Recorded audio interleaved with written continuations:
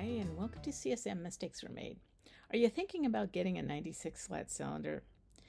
I was enchanted with the idea of a 96 slot cylinder ever since I got Annetta Essen's book, Creating Crowns.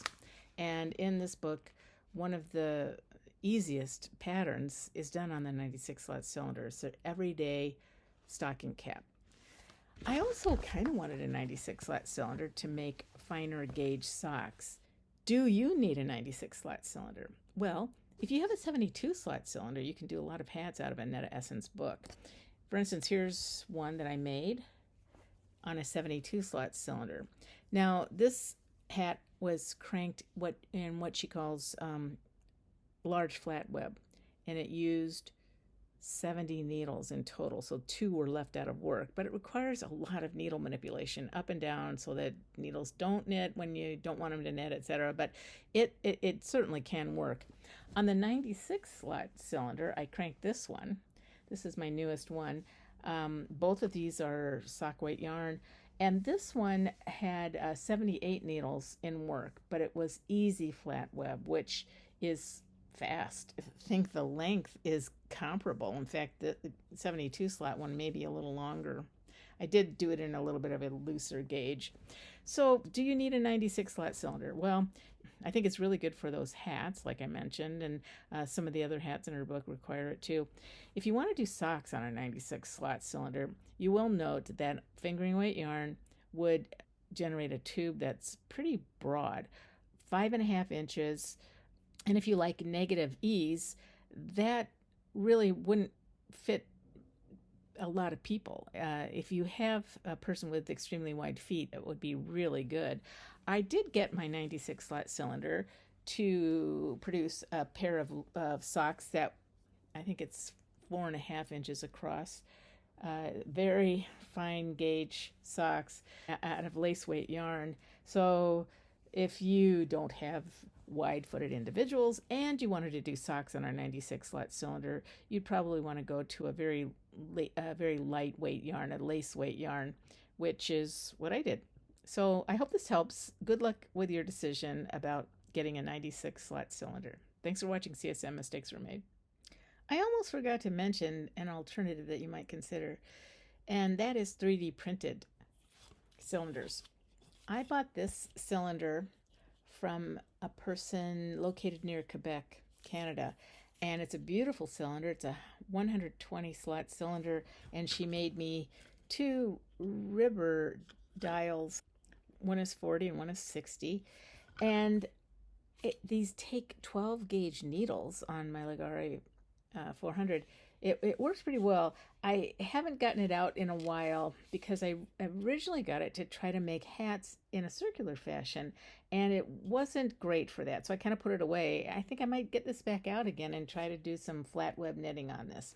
So 3D printed cylinders are definitely a viable option for people. It's much cheaper. I'll leave her contact information in the description. Julie Vaillant, I think, is how she pronounced her name. I own a 3D printer, and I have printed my own cylinders. I'm not very pleased with how they turn out on my 3D printer, but I wanted to say that it's definitely doable. There were some things that needed to be sanded, and I couldn't figure out how to get the ribber stop to work. There are free files on Thingiverse that I'll put a link in the description. You can access those. So somebody's already figured out the all the measurements and and the codes to put into a 3D printer to print one of these yourself. Many libraries, public libraries, offer the use of 3D printers. There's a lot of services around. I think Staples offers a service of 3D printing. If you bring a file to them, they'll print it for you. So consider those options for getting yourself a 96 slot cylinder, or any other cylinder for that matter. Good luck. Here's my 96 slot cylinder installed on my Ligare 400 sock knitting machine. I purchased the 48 slot cylinder. I don't think you can get an equal slot ribber at this point, at this high of a needle count. So this is it. It is made out of aluminum. Encourage you to avoid making the same mistake I did. I did not order the rubber stop with the set, and I ended up having to get one sent all the way from New Zealand, an $11 part that cost $30 to mail. This is the cylinder. It's got a few needles out because I was doing a flatweb piece hat on this. I haven't used this much. I made one pair of socks with the ripper dial, and it worked well. It worked very well. 96 needles is a lot of needles to keep track of. I just repaired a drop stitch and put it on the wrong needle, and thankfully saw that. All right, what I want to play around with today are two yarns.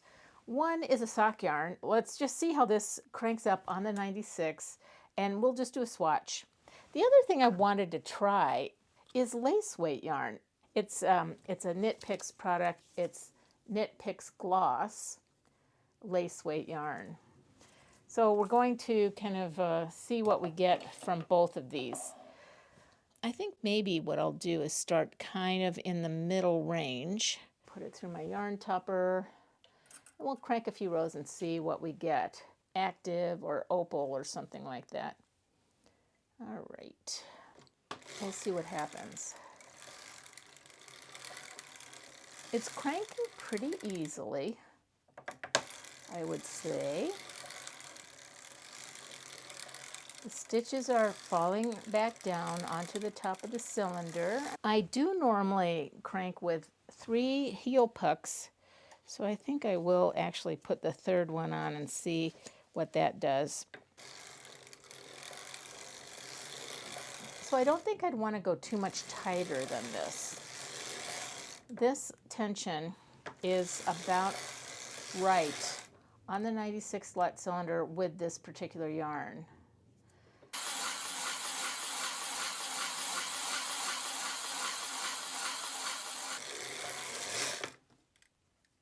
Okay. So take a look at what the output is. That is a fairly broad tube. I'll measure it to see what we've got. It's about 5.5 inches across. So that's a pretty broad tube. So we'll undo this and then come back and see what it looks like with the lace weight yarn.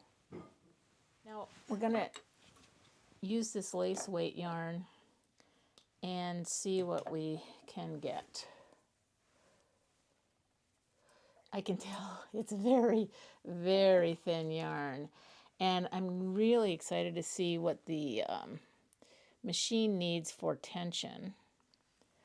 I will start off at a fairly loose tension and then tighten it gradually.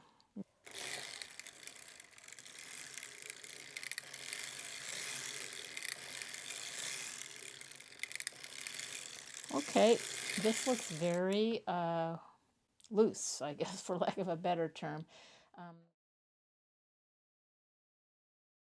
See, we're at a very tight tension for this machine. I'm going to do another half turn, 2 to 4 instead of all the way around, half a turn. And I can tell this does not feel, it feels a little tight. The stitches they are falling down, but not as well as I think they should. But still, I'm actually pretty impressed that this tension could work. You can see over here when I go around that that the stitches don't drop immediately. I will now get it off the machine and we'll take a look at the fabric. Okay, let's avoid snagging.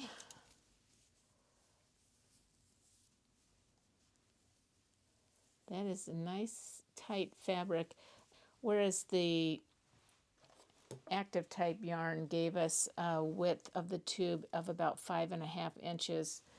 I think this is going to be less, but not significantly less. Let's see. Well, it is significantly less. It's 4.25, 4.5. Okay, that is interesting because that could actually fit feet, normal size feet in my family. So I may end up making a nice fine pair of these socks for somebody. These are almost like dress socks. I think I can actually successfully do a nice set of socks